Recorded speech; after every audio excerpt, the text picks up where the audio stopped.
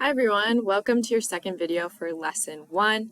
We're going to continue talking about protest art today, and today we're specifically going to talk about music and the genre of rap and hip hop.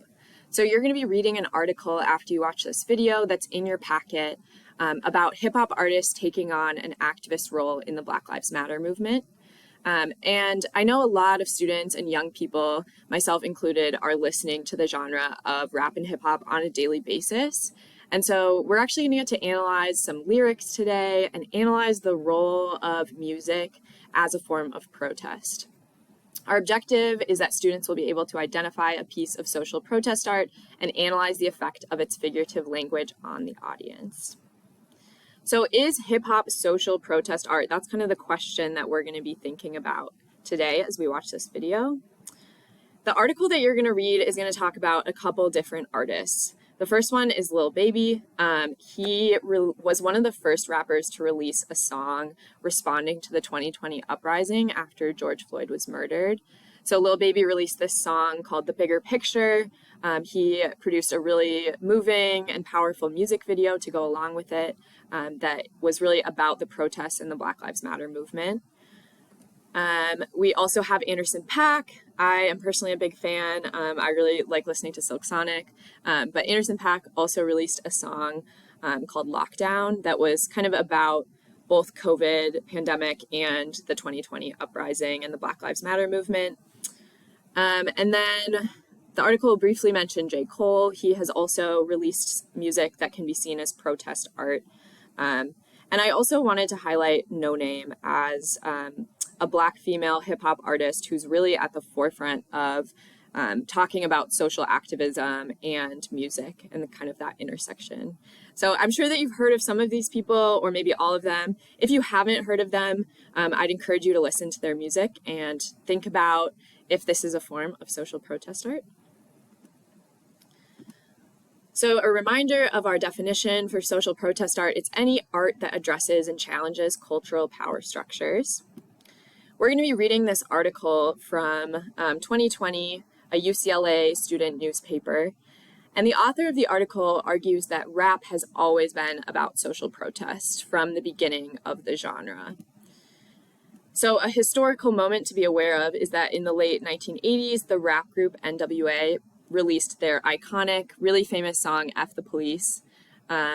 And it kind of became the soundtrack for the 1992 uprising in Los Angeles that happened after the police officers who brutally beat up a Black man named Rodney King.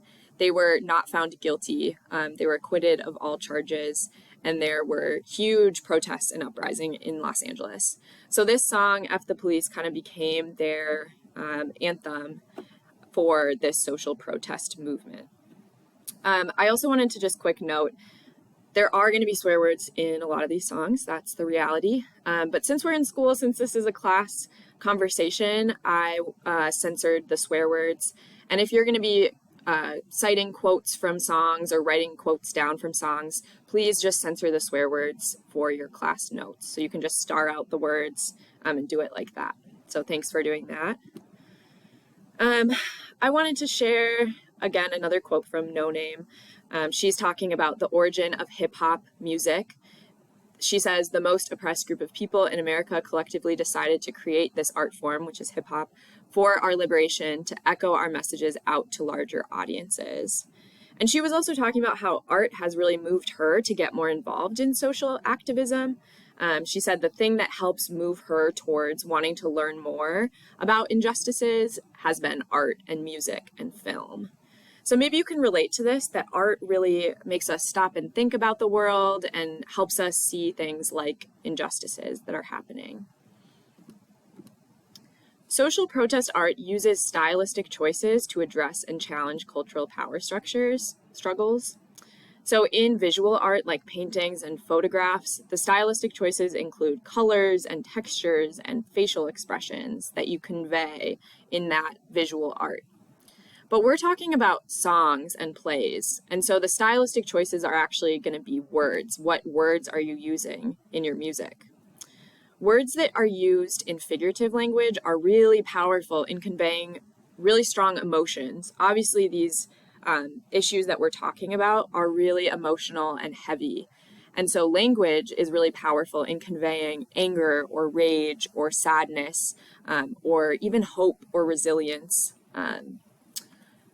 And figurative language, again, words that mean more than the literal. So literal meaning is it means exactly what it says. Figurative language, you have to read between the lines and there's a deeper meaning present. So 3 examples we're going to talk about are simile, metaphor, and irony. As we read the article, you are going to be looking for these 3 different types of figurative language. So a simile is a comparison between 2 unlike things using the words like or as. So we have an example over here from some Tupac lyrics of a simile. It says, "So we live like caged beasts, waiting for the day to let the rage free."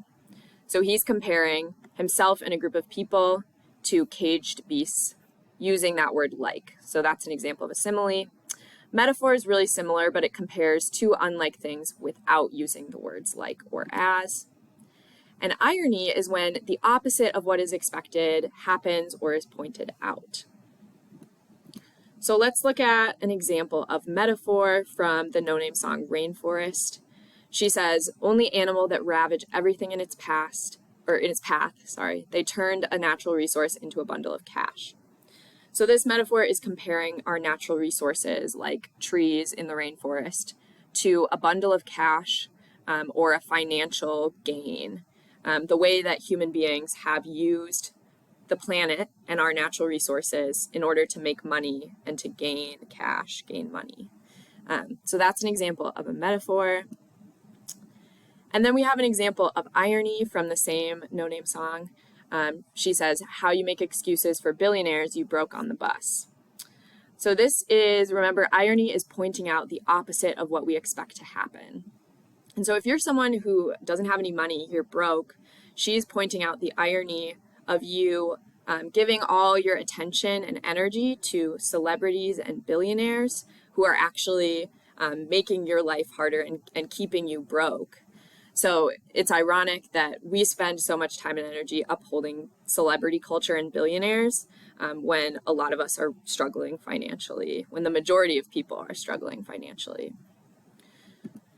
So hip-hop songs are often social protest songs. In the article, we want you to take a look at how they work as social protest songs and then answer 5 questions in your notes. A reminder that social protest art is all around us. It's in movies, murals, posters, signs. We even have examples of social protest art around our classroom. So bonus points if you can come up to me and point out some of the protest art that you see in our classroom. We also want you to start thinking about a song that you might like or that you already listened to and how it might be an example of social protest art. So in Mastery Check number 1, you will be asked to identify a song that you like or that you know and explain how it's an example of social protest art.